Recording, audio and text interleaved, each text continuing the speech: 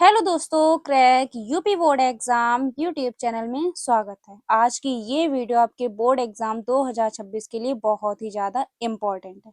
कल है आपका हिंदी का पेपर। अगर आप ये पूरी वीडियो देख लेते हैं, आपके 10 नंबर बहुविकल्पियों के कंप्लीट हैं, क्योंकि इस वीडियो में सारे मोस्ट इम्पोर्टेंट बहुविकल्पीय क्वेश्चन करवाएंगे जो कि 5 सालों से लगातार बोर्ड एग्जाम में पूछे जा रहे हैं। तो इस वीडियो में हम आपको 80 plus most important MCQ question करवाएंगे। तो वीडियो को बिल्कुल भी स्किप नहीं करना है। सारे एमसीक्यू एक ही वीडियो में आपको मिलने वाले हैं। तो वीडियो को पहली बार देख रहे हैं, चैनल को सब्सक्राइब करके वीडियो को लाइक कर दीजिए। और ये वीडियो आपको जरूर से जरूर पूरी देखनी है। इन सारे क्वेश्चंस को तैयार कर लेने, इस बात की गारंटी है। इससे आपकी 9 से 10 एमसीक्यू फंस जाएंगे, पूरे पूरे भी फंस सकते हैं। तो वीडियो को बिल्कुल भी स्किप नहीं करना है। चलिए वीडियो को स्टार्ट करते हैं। सबसे पहला क्वेश्चन है, हिंदी का प्रथम मौलिक उपन्यास है। क्वेश्चन ये बहुत बार पूछा गया बोर्ड एग्जाम में। तो हिंदी का पहला मौलिक उपन्यास जो है वो परीक्षा गुरु, ठीक है। और इसके जो रचनाकार है वो है लाला श्रीनिवास दास। तो याद रखिएगा, अगर पहला मौलिक उपन्यास पूछ लिया जाए तो परीक्षा गुरु। अब आपसे पूछ लिया जाए कि परीक्षा गुरु के रचनाकार कौन है, तो परीक्षा गुरु के रचनाकार लाला श्री निवास दास है, ठीक है। इसके बाद पहला महाकाव्य भी पूछ सकते हैं कि प्रथम महाकाव्य है, तो प्रथम महाकाव्य पृथ्वीराज रासो है। और पृथ्वीराज रासो के रचनाकार कौन है? चंद बरदाई, ठीक है। तो याद रखिएगा, पृथ्वीराज रासो पहला महाकाव्य है और इनके रचनाकार रचनाकार चंद बरदाई है, ठीक है। इसके बाद तीसरा क्वेश्चन है, हिंदी की प्रथम कहानी मानी जाती। तो हिंदी की प्रथम कहानी इंदुमती को मानी जाती है और इनके जो रचनाकार हैं वो किशोरी लाल गोस्वामी, ठीक है। तो याद रखिएगा, ये क्वेश्चन इससे बनेगा ही। या तो आपसे पहला मौलिक उपन्यास पूछा जाएगा, या तो प्रथम महाकाव्य, या तो कहानी। इससे आपका क्वेश्चन एक जरूर बनेगा, ठीक है। बोर्ड एग्जाम में कल एक क्वेश्चन इससे बनेगा, या तो पहला उपन्यास पूछ लेंगे, या तो महाकाव्य, या तो कहानी, या तो नाटक पूछ लेंगे, ठीक है। तो प्रथम नाटक कौन सा है? प्रथम नाटक है नाहुस और इनके जो रचनाकार है वो बाबू गोपाल चंद्र गिरिधर दास है, ठीक है। बाबू गुलाब चंद गिरिधर दास है, ठीक है। तो ये चारों क्वेश्चन याद रखने और इनके रचनाकार भी आपको याद कर लेने हैं, क्योंकि ये सारे क्वेश्चन बोर्ड एग्जाम में लगातार पूछे गए। तो ये सारे 5 सालों से बोर्ड एग्जाम में लगातार पूछे जा रहे हैं और कल कल के पेपर में इन्हीं में से एमसीक्यू क्वेश्चन छपेंगे, ठीक है। तो वीडियो को बिल्कुल भी स्किप नहीं करना, इन सारे क्वेश्चंस को तैयार कर लेना है। इसके बाद है, तार सप्तक के संपादक हैं। तार सप्तक के संपादक कौन है? अज्ञे जी, सच्चिदानंद हीरानंद वात्स्यायन अज्ञे जी, ठीक है। इसमें क्वेश्चन बना था कि तार सप्तक के प्रवर्तक, तो तार सप्तक के प्रवर्तक अज्ञे जी, ठीक है। इसके बाद प्रथम प्रकाशन वर्ष है 1943 और दूसरा प्रकाशन वर्ष 1951, तीसरा प्रकाशन वर्ष 1959। इन चार क्वेश्चन में से कल के पेपर में एक क्वेश्चन जरूर पूछा जाएगा, 101% पूछा ही जाएगा। या तो आपसे पूछ लिया जाए कि तार सप्तक के प्रवर्तक कौन है, या तो प्रथम प्रकाशन वर्ष पूछे, या तो दूसरा, या तो तीसरा। 101% लिख के ले लो, इससे कल क्वेश्चन एक ना एक बनेगा ही बनेगा, ठीक है। तो तीनों याद रखना। अब इनके प्रकाशन वर्ष आपको कैसे याद रखना है, तो आप पहला वाला याद रख लीजिए कि पहला प्रकाशन वर्ष 1943 में होता। अब आपको दूसरा और तीसरा अपने आप याद हो जाए। कैसे? 1943 में जब 8 जोड़ेंगे तो दूसरा निकल आएगा, ठीक है। 1951 हो गया। 1943 में जब 8 जोड़ते हैं तो 1951 होगा।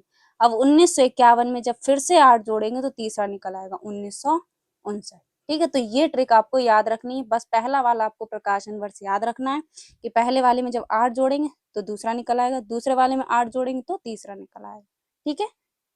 इसके बाद क्वेश्चन नंबर 8, अज्ञे ने कितने तार सप्तक प्रकाशित की? तो 3 तार सप्तक प्रकाशित की। कितनी नाव में कितनी बार काव्य संग्रह है? तो किसका काव्य संग्रह है?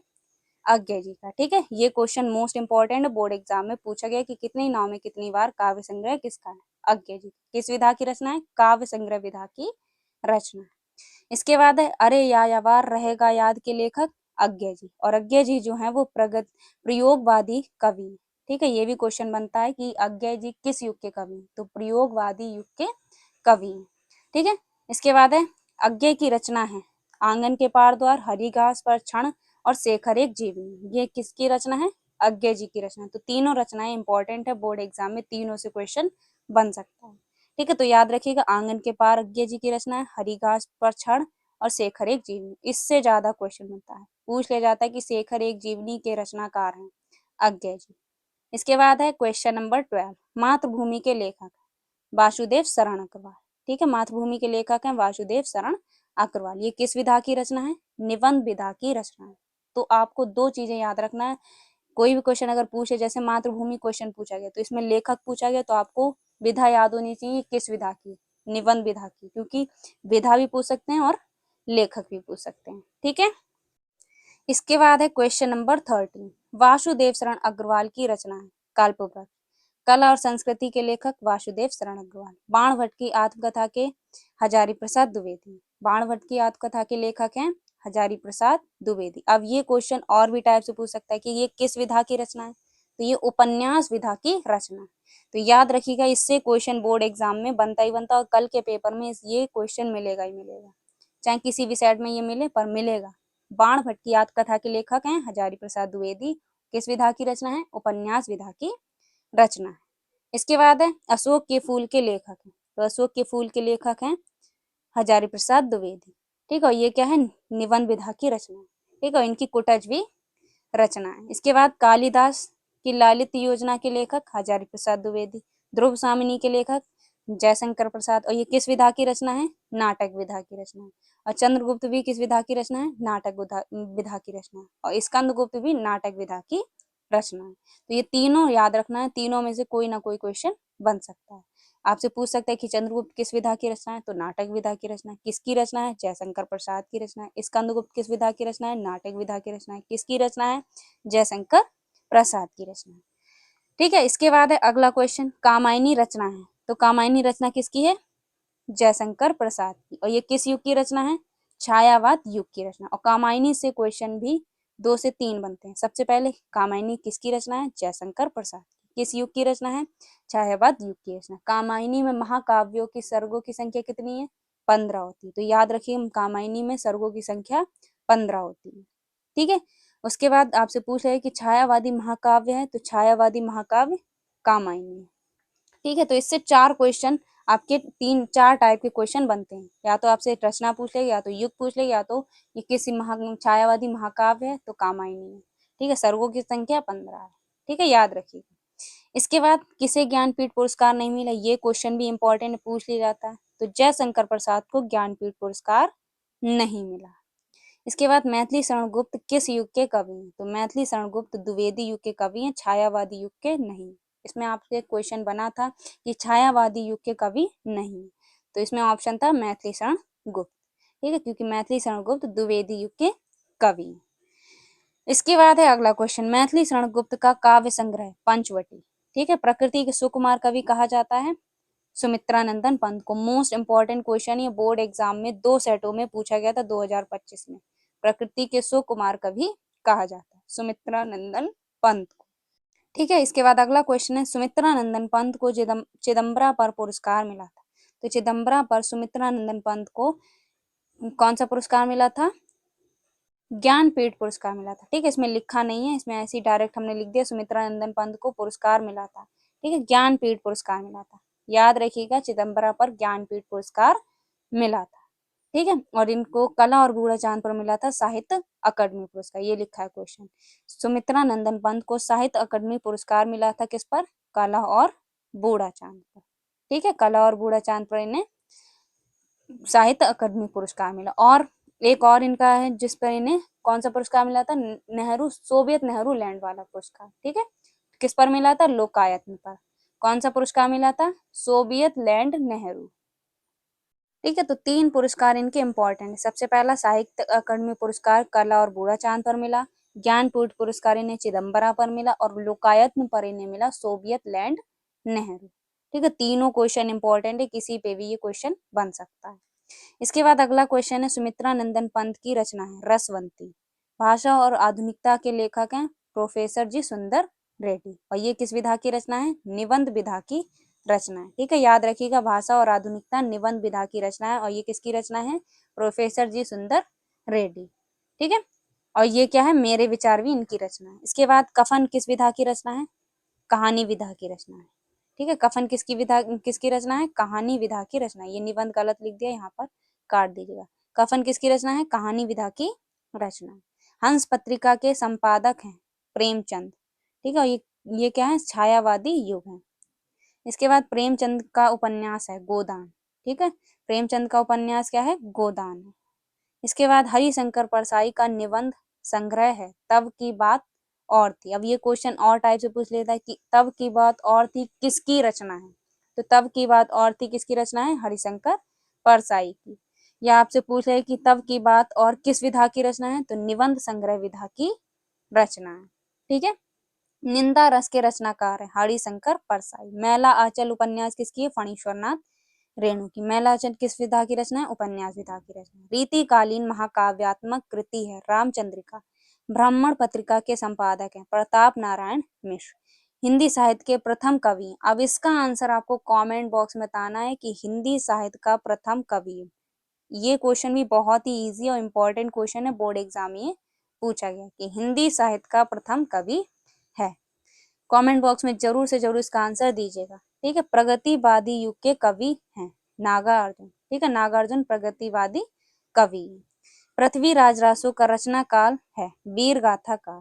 ठीक है, वीर गाथा काल। मेरी असफलताएं किसकी रचना है, तो मेरी असफलताएं बाबू गुलाब राय की रचना। ये किस विधा की रचना है, आत्मकथा विधा की रचना है।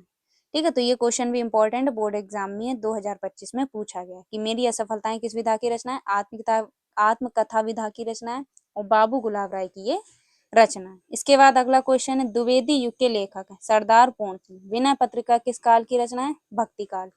और किसकी है, तुलसीदास की।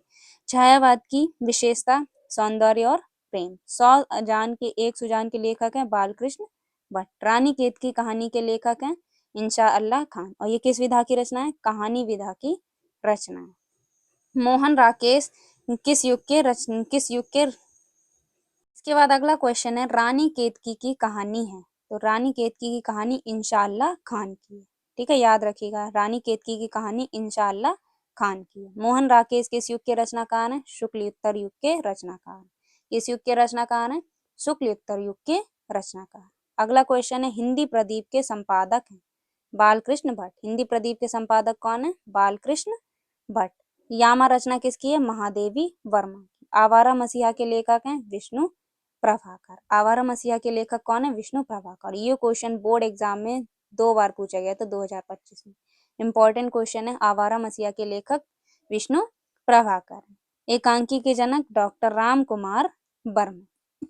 इसके बाद अगला क्वेश्चन है, कलम का सिपाही किस विधा की, कलम का सिपाही जीवनी विधा की रचना। और ये रचना किसकी है, अमृत राय की। ठीक है, तो ये 2 टाइप से पूछे है कि किस विधा की रचना है, तो जीवनी विधा की रचना है और ये रचना है किसकी, अमृत राय। ठीक है, ये भी क्वेश्चन 2025 में पूछा गया था।